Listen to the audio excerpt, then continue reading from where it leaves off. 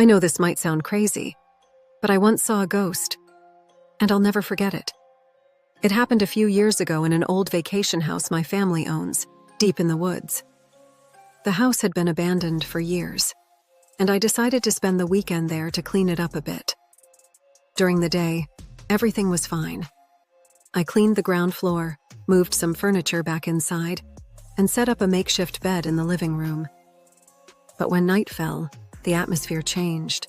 The forest outside grew eerily silent. No rustling, no birds, nothing. Just the occasional creak of the old house. I was sitting by candlelight, reading a book, when I suddenly heard footsteps. Not outside, but upstairs. My heart skipped a beat.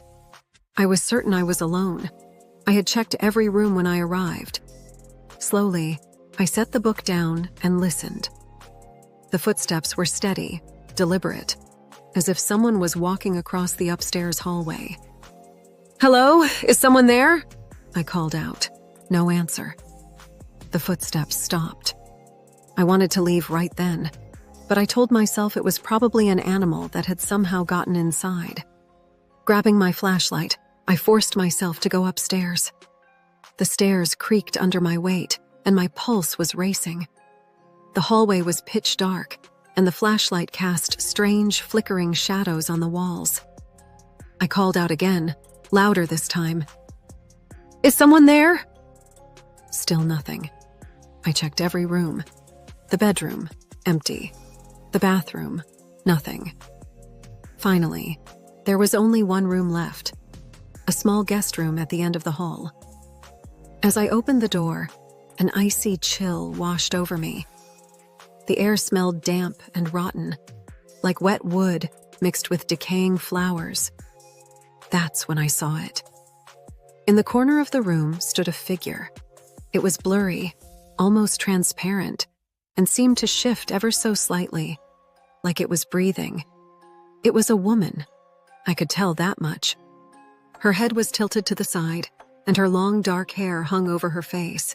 I couldn't even scream. I just stood there, frozen in place. Then she slowly lifted her head.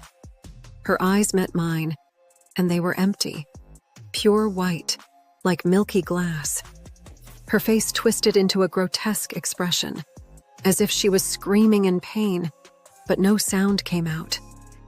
Suddenly, she lunged at me. I dropped the flashlight and stumbled back, the cold seeping into my bones. Somehow, I made it down the stairs and out of the house, barely able to breathe. Outside, I stopped and looked back.